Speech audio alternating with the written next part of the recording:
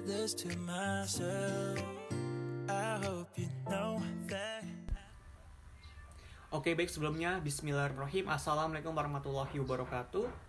Perkenalkan, nama saya Hafid Wahyu Hidayat. Saya dari kelas 6D, Prodi Pendidikan Bahasa Inggris, Fakultas Tarbiyah dan Keguruan, Universitas Islam Negeri Raden Lampung. Baik, di video kali ini saya akan membahas mengenai substance error. Nah, apa sih kira-kira substance error itu? Jadi, substance error merupakan bagian dari level. Nah, kesalahan yang terjadi dalam substance error ini terbagi menjadi dua, yaitu apa aja sih kira-kira? Jadi, yang pertama adalah misspelling, kemudian yang kedua adalah mispronunciation. Nah, sekarang ini kita akan bahas satu-satu ya. Jadi, yang pertama saya akan bahas mengenai misspelling. So, misspelling adalah kesalahan eja. Nah, hal ini dapat terjadi karena beberapa hal. Apa aja sih kira-kira? Oke, yang pertama itu adalah functional error atau kesalahan tanda baca. Oke, kira-kira apa sih contohnya? Jadi saya memberi contoh di kalimat it is a yours $5 off. Nah, how to avoid it? Jadi in the cases you want the plural form of the word, so just add an s, kemudian add an apostrophe if you need the possessive form. Pada dasarnya itu adalah apostrophes are also used for contraction such as sudden for should not. Jadi dalam perbedaan penempatan tanda baca ini dapat mempengaruhi dan menyebabkan perbedaan arti. Kemudian yang kedua adalah typographic error. Apa sih itu? Jadi typographic error adalah kesalahan penulisan. Nah, kesalahan penulisan ini juga sering mengakibatkan misspelling. Kenapa? Karena kalau huruf dalam kalimatnya itu salah, maka arti dalam kalimat yang dihasilkan pun akan salah.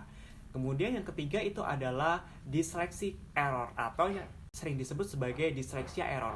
Kesalahan ini biasanya terjadi pada penderita disleksia yang kesulitan untuk memilih dua huruf yang dapat mewakili satu suara yang sama. Nah, dalam kali ini Carl James dalam bukunya memberikan contoh di kalimat part and part. Itu adalah misselection from two letters that can represent the same sound key in English. Dan untuk menyebab misspelling yang terakhir adalah confusable error atau kalimat yang membingungkan. Jadi demikian itu tadi adalah penyebab terjadinya misspelling. Kemudian kita akan melanjutkan bagian yang kedua yaitu mispronunciation. So apa sih? Jadi seperti halnya misspelling, mispronunciation juga disebabkan oleh beberapa hal. Apa aja sih kira-kira? Jadi yang pertama itu adalah segmental, yaitu kesulitan memproduksi fricative sound.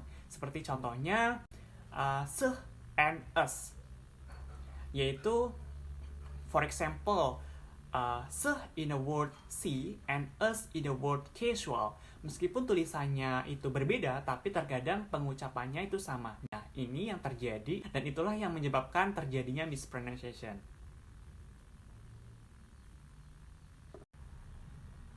Untuk menyebab mispronunciation yang kedua adalah combinatorial atau kesulitan untuk mengucapkan konsonan cluster. Dalam bukunya Carl James, ia memberikan contoh kata yaitu better.